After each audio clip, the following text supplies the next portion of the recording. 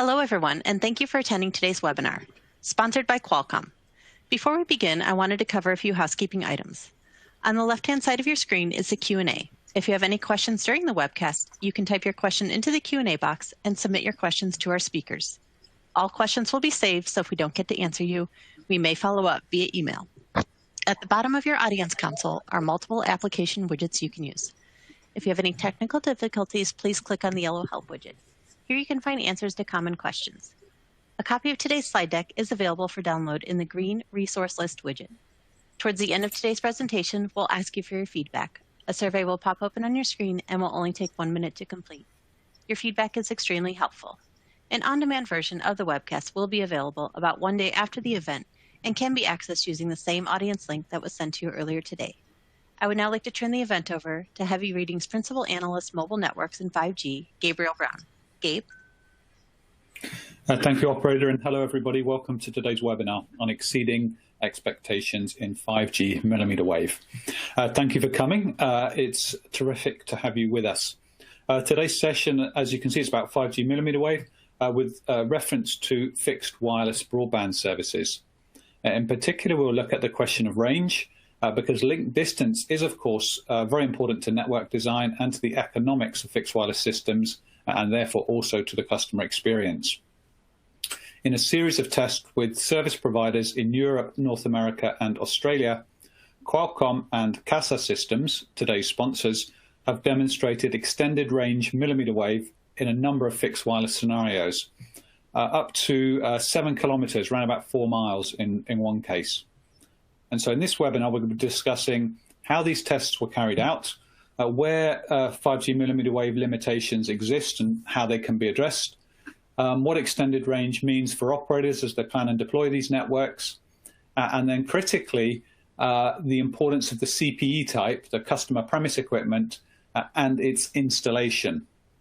As you heard, my name is Gabriel Brown. I'm Principal Analyst with Heavy Reading, where I lead our mobile network coverage. I'm also your moderator for today. I'm joined by 2 expert guest speakers. So I'd first of all like to introduce Gautam Shiran, who is Senior Director of Product Management at Qualcomm Technologies. Welcome, Gautam. Great to have you. Could you say a couple of words about yourself and your role? Thanks, Gibbs. Thanks for having me here. Hi, everyone. Happy to connect with you all today. So I'm Gautam. I'm on the product management team at Qualcomm in San Diego. I take care of all the 5G, 4G modem products, and especially the fixed wireless access segment where these products go into. So I'm super excited about fixed wireless access with 5G. Today we'll talk about fixed wireless access in general, but also dive into mmWave and what Qualcomm is doing in this area. Mm-hmm. Great stuff, Gautam.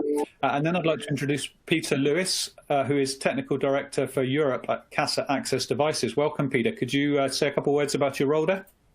Absolutely, thank you. So I'm based in the UK, and as Gabriel said, I work for Casa Access Devices. That's a division of Casa Systems that some of you may have previously known as Netcom Wireless, which Casa acquired about 18 months ago. My role in Casa Access Devices is essentially to represent Europe and to ensure that the European market needs are included in our product strategies for the various device portfolios that we have under our belt, fixed wireless access being one of the key ones. So I'll be talking about what we've been doing and what we're expecting to see coming forwards with mmWave fixed wireless. Good stuff. Great to have you. And so I know both speakers, as you can tell, they're very on top of the subject and clued in and so forth.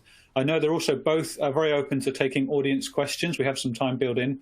You can submit questions at any time as you go through. I'd really encourage you to take advantage of that. I have two fantastic speakers here today. So just a very quick look at the agenda. We have a super quick intro. Qualcomm will then lead us through the first section before Peter at Casa takes us through the second, then leading to some Q&A. Roughly speaking, if we get through it in time, we'll have 10 to 15 minutes there. So in terms of an introduction, I'm going to be super quick here, but I think that the market for fixed wireless, the opportunity here is sort of fairly obvious. Broadband connectivity where you either don't have wireline access or where that connectivity is of poor quality. Globally, we're at about 60% penetrated with residential broadband in 2020, 2021. And clearly there is, still strong demand in emerging markets. It's certainly an area where the telecom industry, broadly speaking, can make a very big contribution to living standards and so forth. Fixed wireless access, of course, has been around a long time, using various different technologies. I'd say it's a pretty well understood market. We have about, I pulled the forecast from my research colleagues at Omdia. We're around about 32 million fixed wireless access live connections at the end of 2020. As it happens, about half of which are on LTE systems actually right now. The rest is a mixture of proprietary WiMAX and a couple other things. But this 32 million is just 3% of total fixed broadband lines. Now, with 5G, because it is high performance and because it's globally standardized, there's an opportunity really to reinvigorate fixed wireless access and provide genuinely sort of first-class services. We're going to focus really on millimeter wave today, but it's also worth a note that mid-band 5G is also very attractive here, and I think we may have one or two comments on that as well. I also wanted to say it's not just emerging markets. Many developed markets have needs, of course, as you'll know about, where there's not sufficient wireline access. Another area of what I think is a great interest, we've seen strong demand over the past few years for LTE for enterprise redundancy. So as a backup to a primary wireline service at many types of enterprises. We're expecting this to transition to 5G also in the pretty near term. And there's some really interesting things happening, for example, where you're mapping SD-WAN services to a 5G network or 5G network slice. That's a very promising area as well, even in the most advanced, densest urban areas for this application. Now, in terms of types of fixed wireless access, I'm just moved from left to right very quickly. Obviously, smartphone tethering you all know about. This is very popular for ad hoc connections, had a lot of boost in the pandemic and so forth.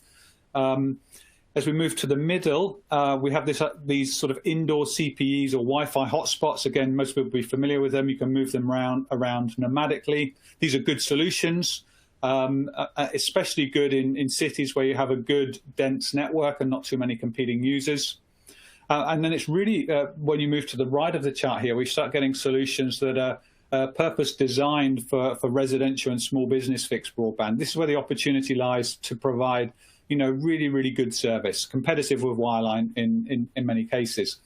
There are various options here. You can still have an indoor CPE, but we'll talk a bit about that as we go through. But if you can get a device to a window or ideally a rooftop, then things generally improve dramatically. For example, if you could get line of sight to a base station, that is a big help. One of the features of the fixed wireless market, whether it's millimeter wave, 5G, or any other technology, is that the CPE, the customer premise equipment, where it's mounted, the cost and expertise needed to install it, the signal processing it's capable of, the CPE is just really, really important. And I think I'd go to say it's the overriding factor that determines how well a fixed wireless system performs. So with that, I'm going to hand over to Gautam at Qualcomm for the first section. Gautam, the controls are yours. Thanks, Gabe. Hi, everyone. So I'm going to talk about 5G, just a high-level overview of where we are in the commercialization section, and then we get into fixed wireless access in particular. With 5G, especially millimeter wave, we think it provides a fiber-like capability in terms of speeds, and we're going to share some of the test results from across the globe on our millimeter wave field testing that we have done over the last year. So let's get started. So 5G commercialization has been one of the fastest we've seen for any new technologies. So there's about 140 operators with 5G launches in 60 plus countries, both sub-6 and millimeter wave. Just 5 years ago, 5G was just an idea, and now we've seen like 140 unprecedented launch speed of a new technology that's this complex. So when we dive into fixed wireless access, a lot of the operators that have commercially launched 5G are also launching fixed wireless access services. So 68% service providers, 68 of the service providers have launched fixed wireless access services in 32 countries, and more are launching. So when operators look at 5G and the rollout, they're actually taking fixed wireless access as a central part of their overall strategy in terms of service offering, in addition to whatever mobile services they're doing. Right? So with 5G, we expect fixed wireless access to essentially come into the mainstream. And a lot of it is driven by the benefits of the technology. So if you look at the mobile ecosystem and how the speeds that can be delivered over mobile systems has evolved, we have gone from a few megabits in the EVDO days to about multi-gigabits with 5G NR.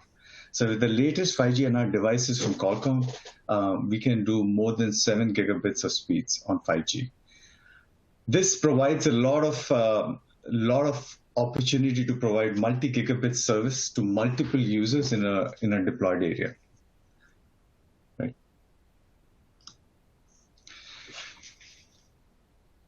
So the 5G vision overall is much broader than just delivering multi-gigabit speeds. With 5G vision, we'll expand into new verticals and use cases as new releases of 3GPP come across. So release 15, 16, and 17. So our initial inventions in Qualcomm drove the 5G foundation. So we accelerated 5G for the first phase of smartphone deployments in 2019. And then in 2020, we built on that using eMBB expansion into new device classes like fixed wireless access. So one of the industry that 5G is poised to disrupt, as I mentioned, is fixed wireless access. And this is really because what 5G brings to the table.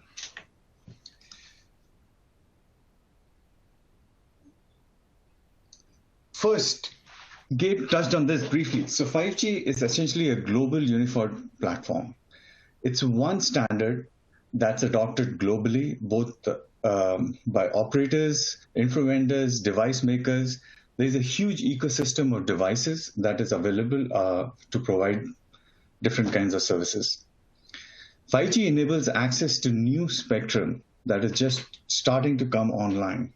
So there's sub-6 gigahertz spectrum that ranges from 100 to 200 megahertz, if not higher. And then there is millimeter wave spectrum where operators have access to anywhere from 400 to 1600 megahertz of spectrum available in millimeter wave. That's just a lot of capacity that's available to operators that they can use to provide additional services to their users. Then the last point is really about the technology itself. So not only the spectrum will provide the capacity that mobile operators need, but technologies such as multi-user MIMO, massive MIMO, and beamforming that are standard in release 15 5G NR will make the use of this massive spectrum very efficient in order to maximize the capacity that an operator can get out of their spectrum assets. So at Qualcomm, for millimeter wave fixed wireless access, we've been investing a lot, but we started with our fixed wireless access product portfolio back with the first 5G modem RF system, which was the X50 5G modem RF system. We announced it in October 2016, right? So this slide essentially talks about our first product and where we are today. So we followed up X50 fixed 5G modem RF system with the X55 5G modem RF system. This was launched in February 2019.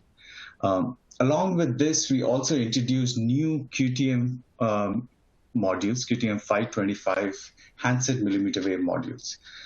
On the X55 5G system, we announced a complete reference design for sub-6 and millimeter wave fixed wireless access. This was a custom-built product for millimeter wave fixed wireless access that utilized the Qualcomm QTM 527 extended range antenna module.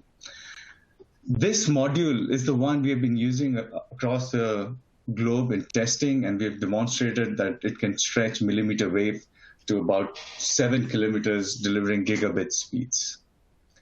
So in 2019 and 2020, we worked with 30 plus global OEMs to design 5G fixed wireless access devices using our reference design, both on sub-6 and mmWave. And a lot of these are currently commercially being launched around the world. So overall, 5G, and in particular, enabling fixed wireless access for 5G, remains one of our key focus areas. And we're enabling the industry with fixed wireless access reference designs optimized for different product configurations.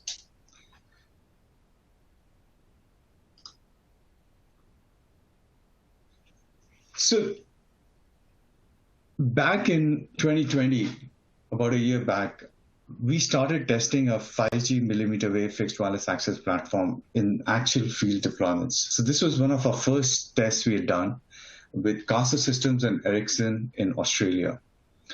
Here we achieved the world's first extended range 5G NR data call over mmWave. It was a line of sight deployment in a rural scenario. And we reached distances of about 4 kilometers. So this was the first time mmWave signals for 5G were transmitted at such a large distance. We used about 400 megahertz of bandwidth in N257 band with a high power CPE solution. Then following this, we came to US and we did another test in US. This was again using a CPE solution. The test was done in conjunction with Ericsson and US Cellular. We demonstrated distances of about 5 kilometers and 100 megabits data rate. This was again a rural setting, line of sight scenario, essentially showing that we can stretch the technology even further. This was like a technology proof point. 400 megahertz of spectrum, N261 band, 5 kilometers distance. So we didn't stop there. The next test was done in Puerto Rico. We went to a different setting here. So we actually went to an urban setting, similar spectrum bandwidth. And in Puerto Rico, we were able to show about 3 kilometers distance, 650 megabits per second achieved at 3 kilometers in an urban setting, right? The test was done with America Mobile, Ericsson, and RCPE. So as you can see, we're continuously building on the technology, making it more and more robust and testing the limits of 5G mmWave.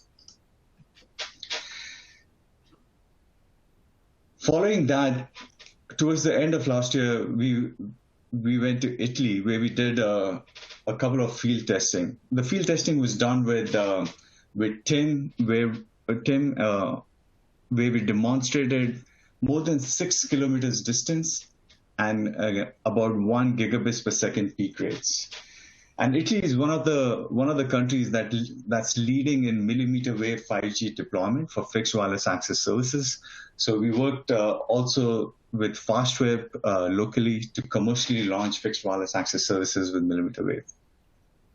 So as you can see, even at large distances, we've been able to stretch the technology with our extended range mmWave CPE solutions, working with infrastructure vendors and our device partners to reach long distances, giving multi-gigabit speeds. And we have not really stopped there. We're still working on it. The devices, from a device perspective, the product is capable of supporting 800 megahertz of mmWave spectrum. All our testing that I've shown here really focused on 400 megahertz deployment. So at smaller distances and with a larger amount of spectrum available to operators, you can imagine that operators can provide multi-gigabit speeds to many, many users in the deployed base. So after that, going back to Australia, early this year, we did a test with NBN, Ericsson, and Casa Systems. This was the longest we've done. This is 7 kilometers and approximately 1 gigabit speeds in a rural setting, line of sight scenarios with about 400 megahertz of spectrum. So every test we have done since middle of last year, we've made tremendous progress over the last year. and we have exceeded the range as well as improved the data rate available at that range with our solutions. So there's a continuous optimization of the system ongoing that we are able to leverage. So this really shows the promise of a mmWave to provide fiber-like services at distance and really close the digital divide. So on this slide, let's look at the global picture of spectrum available in various bands across countries. The high-level point here is that with 5G, operators have access to massive amounts of new spectrum that is just coming online. So if you look at the sub-6 gigahertz range, operators have access to maybe 100 megahertz to up to 300 megahertz of new spectrum available that they did not have in the LTE era. That can be used for providing fixed wireless access broadband services. But in mmWave, operators have access to hundreds of megahertz, anywhere from 400 to 1600 megahertz of spectrum that can be available, that can be used to provide fixed wireless access services. And all of this while leveraging the assets from the mobile network ecosystem. So the same cell sites or the deployed base of networks can be used to provide these services. So fixed wireless access with 5G really changes the game, and spectrum is one of the main reasons it does that. So at Qualcomm, we are continuously evolving our fixed wireless access products. We have a dedicated focus in this. And earlier this year, we announced a next generation fixed wireless access platform. This is the Gen 2 platform that includes Snapdragon X65 modem RF system. This is the world's first sub-6 gigahertz platform with support for 8 receive antennas. 8 receive antennas essentially provides extended range sub-6 gigahertz capability. We have a new extended range mmWave module, QTM547, that further improves the performance of mmWave. And we have an unmatched carrier aggregation and dual connectivity capability. What this means is that in this platform, we are giving operators and service providers the ability to combine their sub-6 spectrum as well as their mmWave spectrum to provide an even fatter pipe to deliver broadband services to their users. This is done through 5G NR dual connectivity, and it's supported on Snapdragon X65 modem to RF system.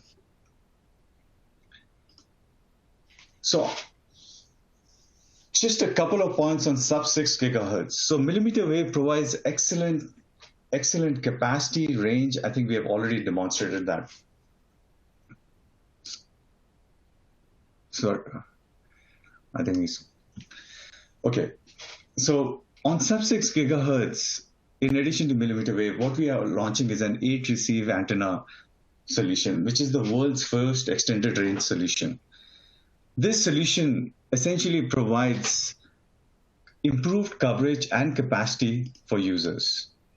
So we get improved capacity for about 25% in the same cell. So you can have 25% higher data, and a coverage improvement of about 35% in the cell.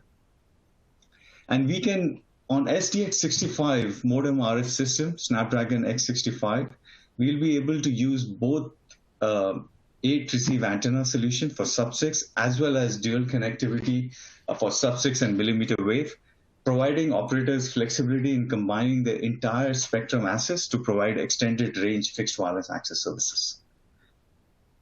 Thank you. With this, I'll hand over to Peter, who's going to talk on the device side. Thank you very much, Gautam.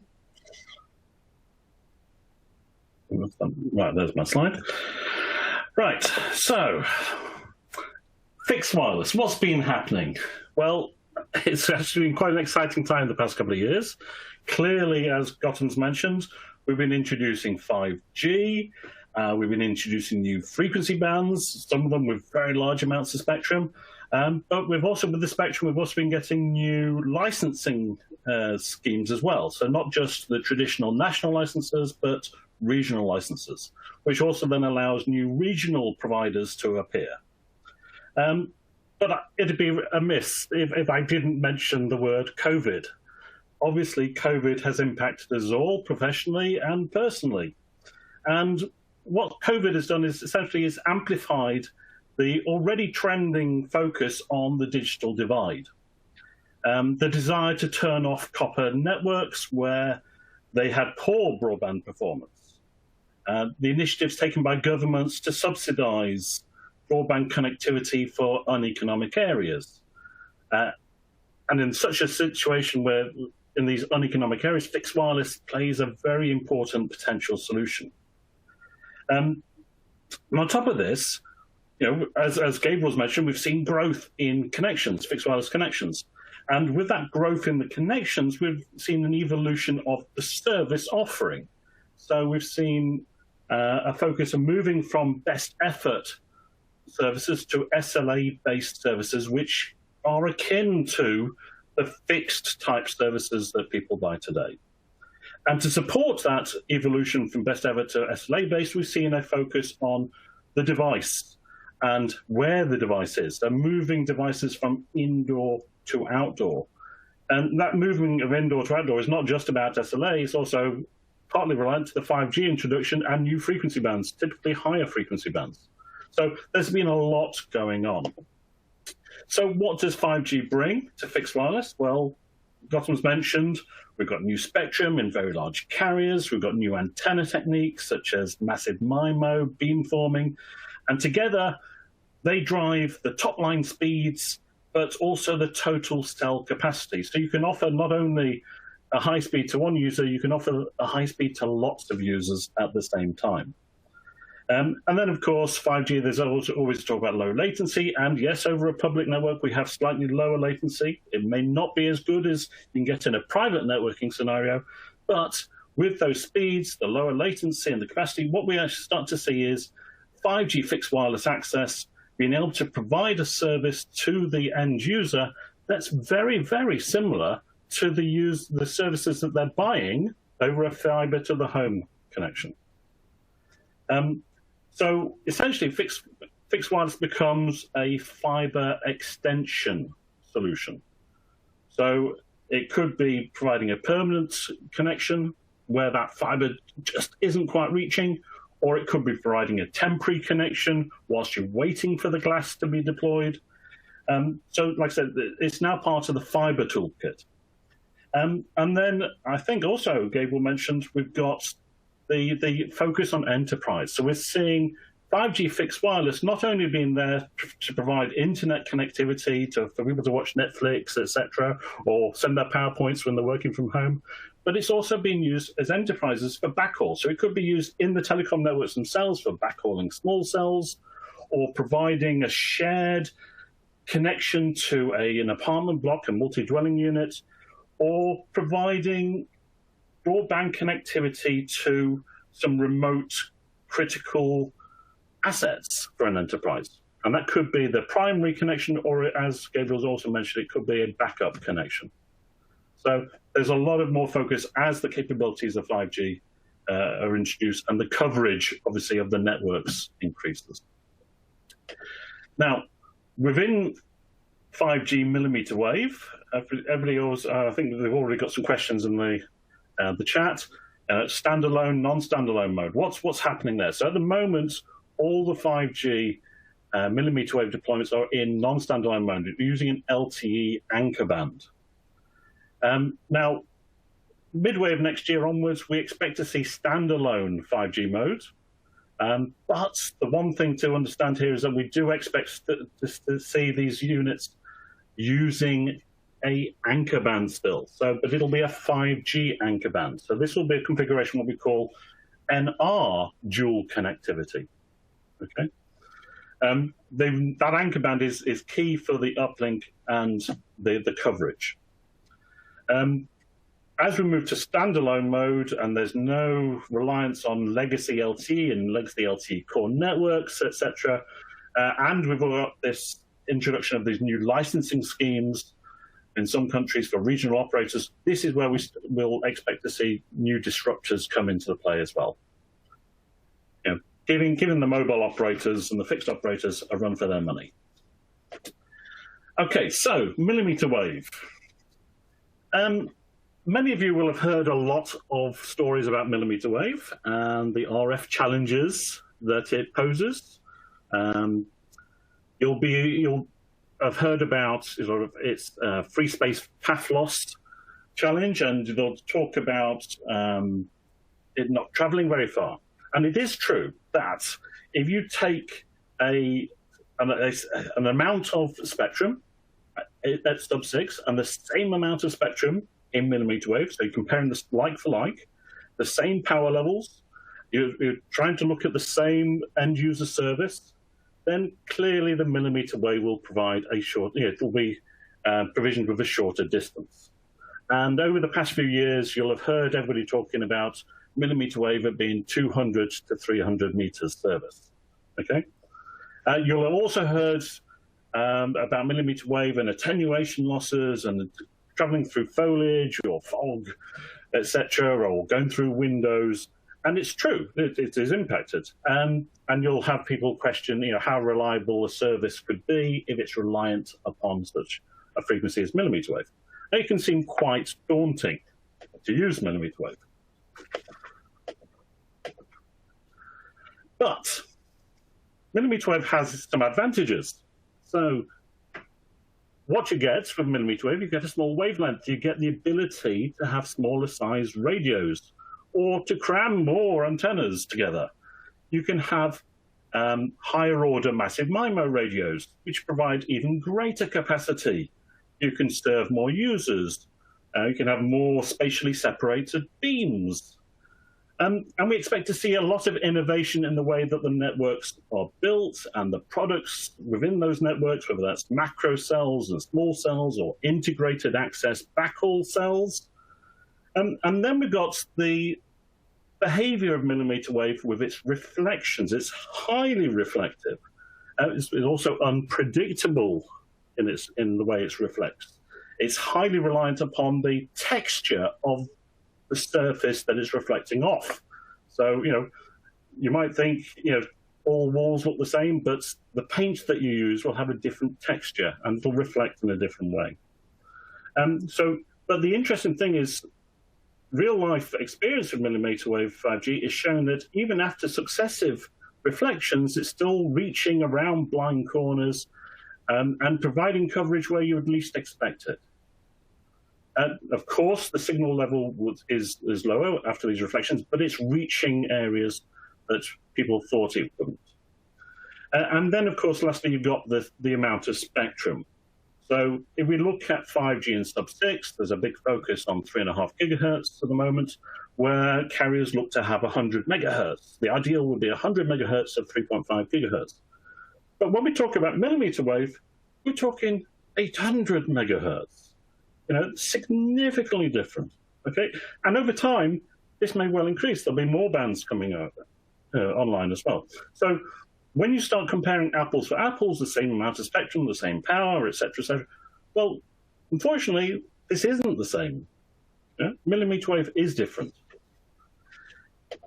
When we go through the animations, sorry about that.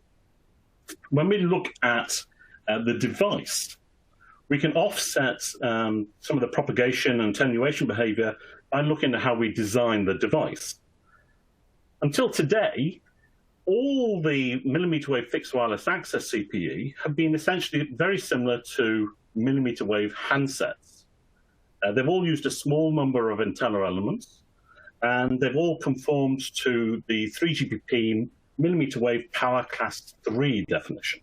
Okay. However, as Gautam's mentioned, we can now support up to 64 antenna elements in use concurrently. So we can now build a device that basically has a boost in the uplink from a higher EIRP, and then we get this so-called high power CPE, or a power class 1 device. But we also then get improvement in the downlink as well, because we have a greater number of receive elements. So again, it's another example of how the millimeter wave and sub-6 are not equal. It's hard, they're not like-for-like comparisons. It's very, very hard to squeeze so many antennas, 64 antennas, into a CPE at sub-6 gigahertz. Just look at the physical space that's be required. But with millimeter wave, you can do this. Okay, so we get a lot more interesting CPE design as we get with the smaller wavelengths. So as we move forward, we'd expect carriers to start really focusing on another new characteristic of devices, and they'll be asking the questions about power class. And like I said, until today, everything has been power class 3. What we see coming this year is now new power class 1 devices, but also within 3GPP, just ratified, is a new power class 5 definition. So you'll also see devices in this range as well. Okay. And of course, we've been talking about all these world record attempts. If you can do some Googling, you see all this stuff that's been happening. Now, what's happening here is this is about testing technology to the limits. It's very similar to what was happening a couple of years ago when we said, oh, look, I've got a 5 gigabit per second demo, or no, I've got a 10, or I've got a 15, or I've got a 20 gigabits per second demo. Everybody's saying, whoopee-doo, we've got the best world record, but it wasn't realistic. Who's offering a 20 gigabits per second service? So this is the same thing. This is about pushing the boundaries, seeing what we could do. Now, in reality, what we expect to see is probably operators building networks, dimension networks for a 3 to 4 kilometer distance, where they can then have a network dimension for multiple users at that distance with a high probability of service. And of course, whilst 3 to 4 kilometers doesn't sound as good as 7.3, when you compare 3 to 4 kilometers versus the 200 to 300 meters that everybody discussed previously, this is a big difference. So now we start opening up new use case possibilities for using millimeter wave. What have we been using for these tests? Well, we've been using the Casa AI, Aris AI, which basically is the first Power Class 1 device that's available in the marketplace. We've designed this solution to support both line of sight and non-line of sight deployments. So it's actually got some steerable antennas that can basically scan for the best possible signal. So if you're reliant upon reflections, it will find that best reflection for you. And it'll also adapt to any changing network environments. If you imagine millimeter wave networks, we expect those to change over time as new cells are added, etc. So that's what we've been doing. Now, in terms of then deployments, what do we expect? So there's going to be a multiple set of deployments. We'll see traditional line of sight deployments, not worried about extended range. We will see extended range scenarios, like I said, probably up to about 4 kilometers in the short to medium term. But then we'll also see non-line of sight scenarios as well, more urban, suburban based. So that will have millimeter wave both in the macro network, in the small cell networks. We will have like integrated access backhaul type deployments as well to extend that coverage even further. And then from a device perspective, with a whole range of devices. So we'll have static directional panel antennas. We will have outdoor devices. We will evolve to indoor devices. And with a variety of different power classes. The available power class 3 devices that are on the market today, but also 1s and 5s moving forward. So a whole range of devices. So, like I said, it's going to be an interesting time and lots of things coming along. And of course, what we're talking about fixed wireless here with millimeter wave, but of interest is that any investment in millimeter wave for fixed wireless, whether that is in the network or a chipset or the device, it can all be reusable for other use cases too. And so, we will see millimeter wave deployed in all these different clutter types. And where it's deployed for fixed wireless, there are other applications that can pick up that coverage. Or there are other devices that can be used with the Qualcomm chips. Or there are other use cases that could be used in the Casa fixed wireless access device. So like I said, there's a lot of reuse that's going to be around here. So all the great work we're doing here on 4-kilometer fixed wireless connections, it could be a 4-kilometer IoT connection, etc. So you've got to look at it in different ways.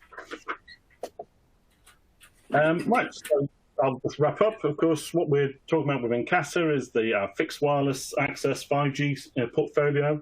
The mmWave is part of that. We also have sub-6. And this is part of our end-to-end portfolio from device all the way through the radio and the core, and of course, across the different access types. And moving forwards, we'll expect to see some interesting hybrid scenarios as we start talking ATSSS, 5G, fixed wireless, and fixed network solutions. So a lot of interesting convergent activities going on. So that's me. So I thought I'd hand back to Gabriel. Okay, fabulous. Thank you, Peter. So we're going to move on to the Q&A section. We actually have tons of questions already, so see what we can get through. We're going to let's try and shift through fairly quickly. Probably the number one question that people have asked here, and there's a half dozen people have asked for a variation on it. Have you done any tests on non-line of sight in the mmWave bands 26 and 28? What we were talking about. There's several variants on that, but Peter, first of all, you mentioned you had an NLOS capability there. Have you done tests on presumably all these tests were line of sight. Have you done non-line of sight tests? So all the world records and things you've seen there have been very much line of sight. There is experience with more with non-line of sight from the mmWave deployments so far, for instance, in the US, commercial deployments. Gautam, I don't know whether you can talk about that. Yeah, so I mean, we did one testing for fixed wireless access in an urban setting in Puerto Rico that was a mix of line of sight and non-line of sight. I think there was a comment earlier that in a non-line of sight scenario, it's mainly reflections, and that's accurate, right? So mmWave signal pretty much reflects off a lot of things, shiny objects, glass, cars, and bends around corners to an extent to provide that capability. So the distance testing, the 7 kilometers, 6 kilometers, that's line of sight, obviously. But even in a non-line of sight urban scenario, we think it can go a couple of kilometers and provide a robust link. So. Okay, good stuff. Next question, we've had a couple on this. I'll go Peter first, but Gautam, if you want to come in. Which anchor band was used? You talked about NR dual connectivity using an anchor band to go with the mmWave, Peter. Which band was used was the question, and I'll add my second one in. Do you think you'll always need an anchor band? So which anchor bands were used in those various tests? I'll be absolutely honest, I have no idea. Typically, we're seeing people, for instance, across Europe using the typical LTE anchor bands, so band 3s, band 1s, band 7s. As an LTE anchor band, whatever the market is, it will be the typical LTE bands that people are looking for. As a device, we support many bands that could be the anchor, as long as there's a 3GPP ENDC combination for it. Yeah. So I should mention all the testing that we have done on the the long range testing. That's really 5G NSA. So it has an LTE anchor with a mmWave. It's not a dual connectivity testing. So dual connectivity is something that we support on our X65 Snapdragon X65 modem RF system that's coming later this year. That will allow or give the flexibility to operators to have an NR sub-6 anchor for a NR mmWave band, right? But that's so we have announced it, and it's going to be available later this year. So. Yeah. Okay. Good stuff. The other question we've had lots of people asking, if you could talk about rain and weather. How does weather conditions impact link distance and availability? Probably have another half a dozen on that. Gautam. Yeah. So first of all, and then Peter, if you like. Weather, especially rain, obviously. Weather conditions and how they impact them.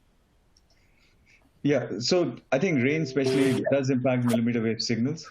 Now, I think our focus really, and I think Peter touched on this a little bit, is we want to show how much we can stretch the technology. If we can stretch it to 7 kilometers and still deliver gigabits, that means, and then what is the robustness of a link at about, let's say, 3 kilometers, right? And even at a 3 kilometer or a more realistic distance, even if there is, let's say, a tree or rain happens, the link is still robust. That's been our goal. And I think our technology kind of proves that, at least to the extent we have tested yet. Mm-hmm. Good stuff. You want to add in on that, Peter, or should we move on? I totally agree with that. That's why there's this focus on, like I said, a halfway house of 3 to 4 kilometers is the range. And of course, when we talk about rain acting, there's a difference between it likely raining outside and a monsoon. So yeah, there are weather scenarios which can greatly impact millimeter wave, but there are many common weather scenarios that doesn't. Mm-hmm. Okay, another question here is one I had actually myself. Do you expect these systems to be deployed as dedicated fixed wireless access systems, Peter first, or will they be on the mobile network infrastructure, fixed wireless, but on the mobile network? So the answer to that one is both. It all depends on the carrier. So we see some players who are fixed wireless only providers. So naturally, they're building a radio network purely for fixed wireless. Obviously, we then see the mobile carriers who are wanting fixed wireless. Now, and with the mobile carrier, there are different ways that they can do it. They can dedicate network capacity to fixed wireless, or they can share it. Personally, I think we'll see the mobile carriers sharing capacity, that we'll obviously slice it, etc. So we'll make sure we have QoS over and the right capacity for the fixed wireless connections, but any investment in network coverage, etc., can be used for other use cases, and why not? Yeah. Okay, sounds quite interesting actually. If you look at the LTE fixed wireless market, that you see exactly that. You see some of it's on a mobile, some of it's on dedicated fixed systems. Question here for you, Gautam. Has Qualcomm tested band N260 for fixed wireless access? What is the range and throughput? So that's in, I think, if I'm not mistaken, 37 to 40 gigahertz? I don't think we have done any specific testing to, find out what the exact N260 performance is. At least, yeah. Yeah. Yeah. Okay. Got a question here for you, Peter.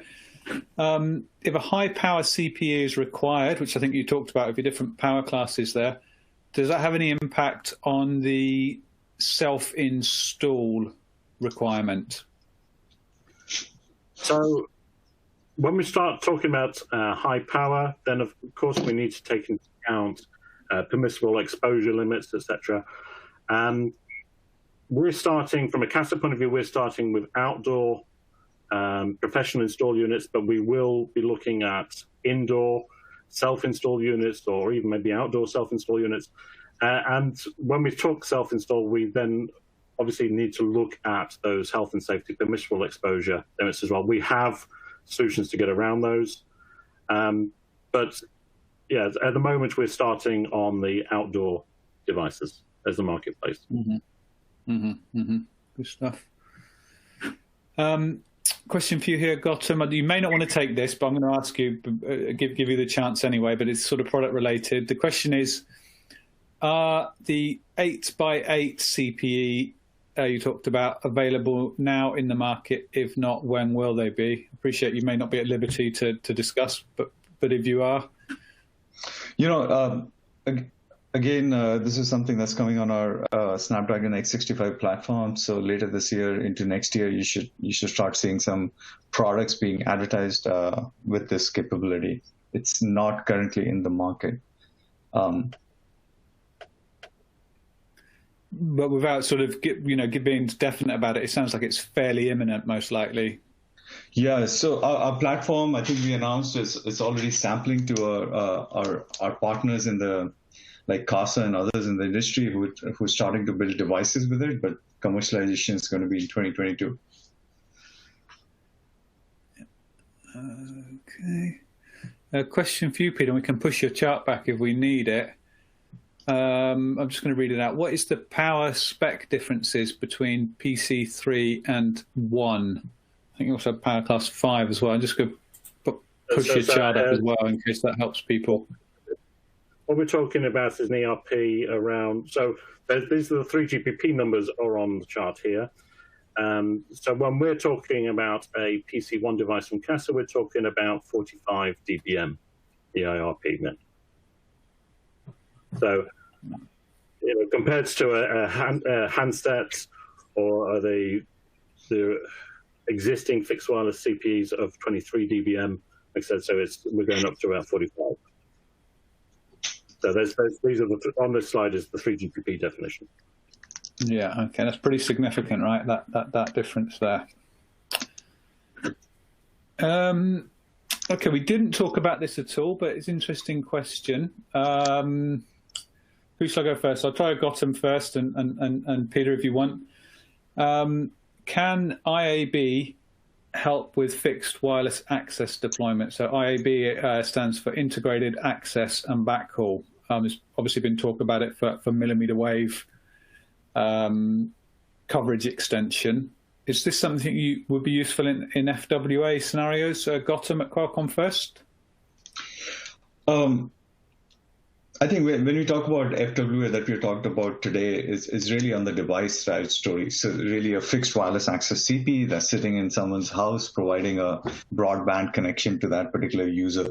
IAB, I think, is a solution that can help service providers extend their network coverage, right? So that they can get a better signal to that ultimate CPE inside the house. But it's kind of like orthogonal. It's more about making sure your network is robust, has a good coverage, and that's where maybe IAB is a solution that operators might want to look at. But from a device perspective that we talked about, it's a consumer CPE that sits inside the house, right? Or a business, for example. Yeah. Mm-hmm. Mm-hmm. Any comments on that, Peter? Or maybe I could broaden it out a little bit and say, you definitely see fixed wireless systems where you use a kind of a multi-hopping sort of almost mesh-like deployment. Is that an architecture that you're interested in or you've seen much of? So I think my answer would be the same as Gautam. So if you talk about a system being a network and the CPE and the end-to-end solution, then yes. So IAB is going to be very key when it arrives in terms of extending that coverage from that main road with the fiber on it to several links down the road and maybe around a corner, etc., via small cells to get that fiber-like service over the air. But it really is about providing connectivity to another mmWave base station. And then of course, that last leg is the fixed wireless connection from that base station to the house or the building. Gotcha. Okay. Another question here. This may be a bit of a cheeky one, Peter, but it may be right up your street as well. It looks like it might be from a competitor of yours, but we have read the Casa CPE employs a rotating antenna mechanism. I guess the first question, that's not the question, but you could confirm or deny. And the question is, how is reliability affected? And also, when you mentioned your beam adaptation thing as well.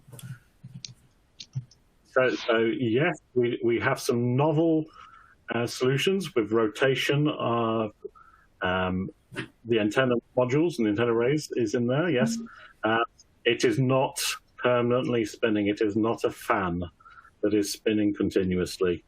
If you are interested to know more, get in touch with me. Yeah. Okay. Right. Let's see what else we got here. So I'm scrolling through the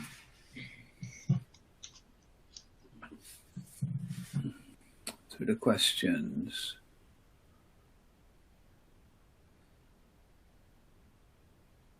are there telecom operators with 5G millimeter wave fixed wireless access working with commercial traffic, or is it all still under trial? I mean, I think that's fairly straightforward. Yeah, there are examples, right, Peter? So if you go to the US, for instance. Yeah, yeah. Okay. Obviously, there are lots of people trialing fixed millimeter wave, a lot of characterization activities going on with carriers today. We can't name their name, of course, until they go commercial. But from what we're seeing, there'll be quite a number of new commercial launches happening this year and next year. Yeah. Okay. We've got a couple minutes to go. One question I had actually, I guess Peter as well. How would you contrast these systems in the FR2, frequency ranges? How would you sort of contrast them to the LMDS point-to-multipoint systems that were, proposed and some deployed for fixed wireless access? Must be getting on 20 years ago now. In the same sort of bands. How would you compare what we have today with those systems? Okay, I'll go first. Economies of scale, I think, is the first thing. So I'd expect to see many of the vendors in that space looking to migrate to a 5G base so they can get access to the billions of dollars of R&D and chipsets, etc., that are supporting 5G. That'd be the first thing, because a lot of these solutions are all, it's a closed ecosystem, which they were working with previously. Mm-hmm. You also then get access to greater amounts of spectrum. So there's a whole range of different licensing models for the old links, whether it's a microwave link or an LMDS, fixed wireless, etc. And of course, what we're talking now is completely new licensing models, typically for wider contiguous amounts of spectrum. Mm-hmm. And all TDD, right, nowadays? Yes, in millimeter wave, yes. Yeah. Okay. Yeah, exactly. That's right. I think the ecosystem is a big part of it. Obviously, from a technology standpoint, we think 5G brings a lot of benefits, ecosystem benefits, technology benefits, beamforming, other techniques, and it has a roadmap that keeps building on top of that. Right, allows operators to keep on enhancing their services. Another big point of 5G is what we're seeing is a lot of mobile operators who have basically not been offering fixed services of any sorts, trying to leverage 5G to add a new product line to their service or a new service offering for their customers, right? And that you can do because you're leveraging your mobile network and leveraging the capacity that you're building out for mobile use cases to offer another service because you just have so much of it, right? Yeah. Okay. So we got a couple minutes to go for a couple of quick ones. Gautam, to you, I guess this one. What is the latency achieved in the tests that you were talking about? I don't want to put a number out there. I don't have a number on the top of my head right now, but tens of milliseconds. Okay. I would have thought it's pretty decent. And I think you may have answered this in your remarks, but we'll just double check. So the person's asked it twice. When can we expect CPE with standalone capability? Yeah, so when we talk about sub-6 plus millimeter wave dual connectivity, that's really 5G NR standalone. It's just combining sub-6 and millimeter wave together to offer that service. So that's really going to be the first variant of standalone 5G that you're going to see for CPEs, and that's something that we support on our Snapdragon X65 platform. And obviously, sub-6 gigahertz millimeter wave SA is already commercial in parts of the world. And those devices are already in the market today. If someone wanted to use it, there is a variant that's millimeter wave SA only, and that's something that's going to be commercial. In time. I don't want to give an exact date, but in time, yes. From a technology perspective, it's possible. Yeah. Yeah. Okay. Final question. Again, we probably haven't got time, but I'm going to try and sneak it in anyway. Are you able to comment on the uplink performance of the tests? Either of you. This is Gautam. So I'll just make a quick comment on the uplink. So, the extended range mmWave CPE that we have with 64 antenna elements is really a very powerful system in the uplink. So it has 46 plus dBm EIRP. It actually exceeds the PC1 criteria, minimum PC1 criteria in terms of EIRP. And in the uplink, even at 7 kilometers, we have not seen a major challenge. We are able to close the link and get decent performance. But really, the focus of all the testing has been to stretch the link link further and further, and we haven't hit the bottleneck yet on uplink. Okay, with that, we come to across the top of the hour. So I'd like to, first of all, thank both our speakers, Gautam from Qualcomm and Peter from Casa Systems. Thank you, guys. Thank you, again. And finally, thanks to everybody in the audience for attending today. Thank you very much, and goodbye.